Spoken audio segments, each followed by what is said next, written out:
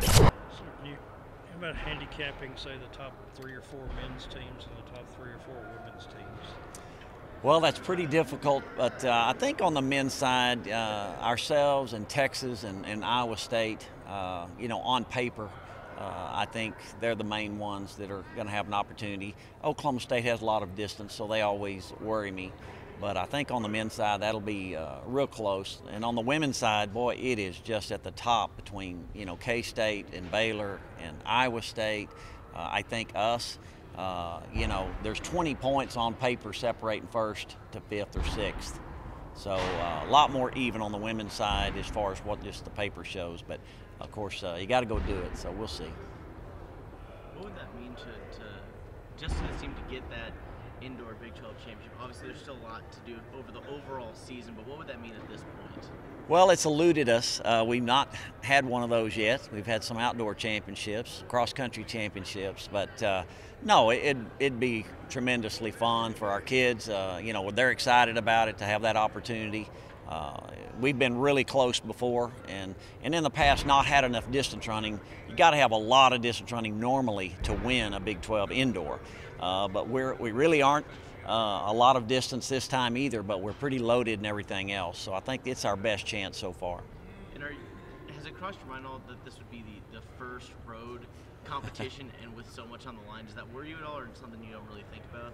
Oh, I worry about everything, but no, the veterans have traveled a lot, and when you ask the kids how they felt about staying home the whole time, they were thrilled to death with it. So I think they're going to be excited, but I think the veterans, will be able to hopefully help the younger guys and girls, and I think we're just so wanting to bring back a championship and to do well that I think we'll be fine.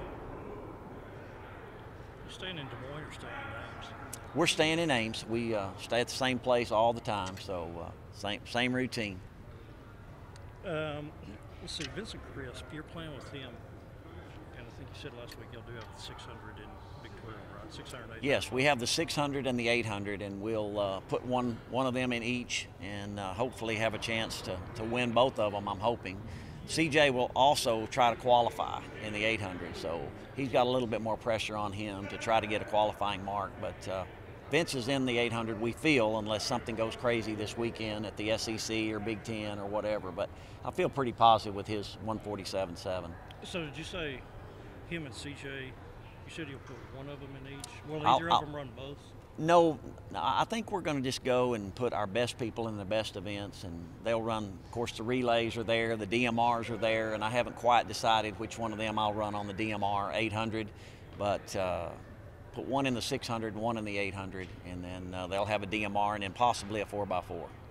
And I was going to say, what you think your 4x4 lineup is, or are you going to keep them guessing until?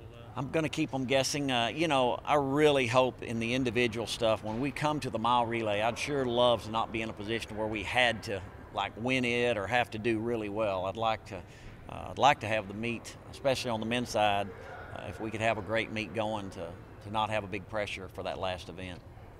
Obviously, #1 team in the nation, high hopes of a national championship.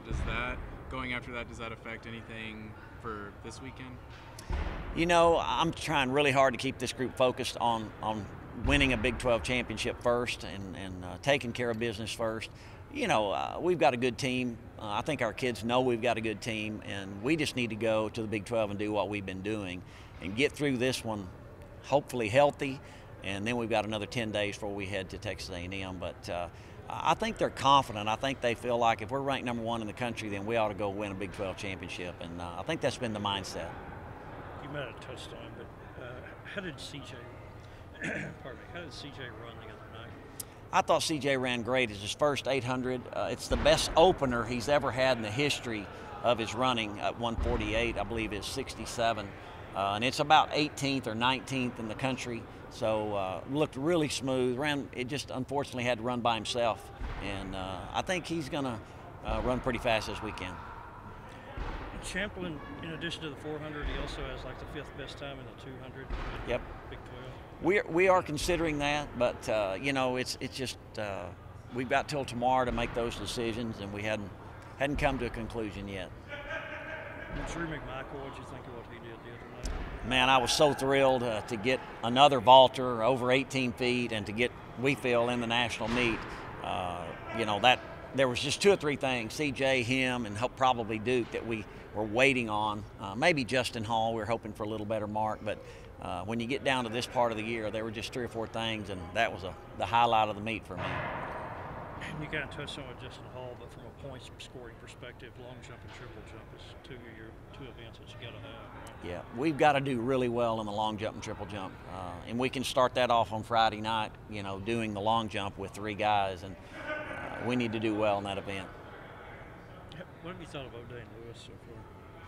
Well, a mid-year kid that gets here, we didn't have him in the fall, didn't know what we're really dealing with condition-wise, and we've been really pleased with O'Dane. I mean, he's a talented kid, and like I say, I wish we had a little more time with him, but we're right in the middle of competition, and he's really done a great job for us.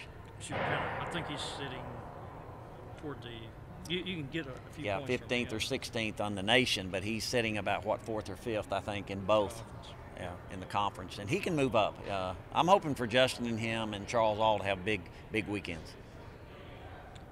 I haven't asked you about him all year so far. Sean Hooper, he just ran for the first or second time here in the last week or 2. We opened Sean up, had a hamstring that he hurt in the fall, and we've been bringing him along really slowly. Ran him in the 600 meters, and we are going to run him in the 600 yards this weekend and see how that goes, and probably try to get him on a relay if we can. What's your long-term projection for him in terms of what his best event, you think? Well, he's a 400-meter runner, and outdoors he'll be a really good 400-meter runner, and hopefully on that 4x4. That's our long-term goal with him. He's a 45 quarter-miler, and it's just a matter of getting him in a little bit of shape and staying healthy. Do you feel like this team with the Big 12 championship actually here, every meet means something, but have they been itching with getting so highly ranked to actually be have a championship of some sort on the line? Oh, I think definitely. These kids have been talking about this, before this indoor even started. We felt like we knew on paper we had a really good men's team. They have a chance to do something special this year with some Big 12 championships, they hope, and I think a lot of them have that dream of winning both of them, indoor and out, and so it couldn't come too early for this group.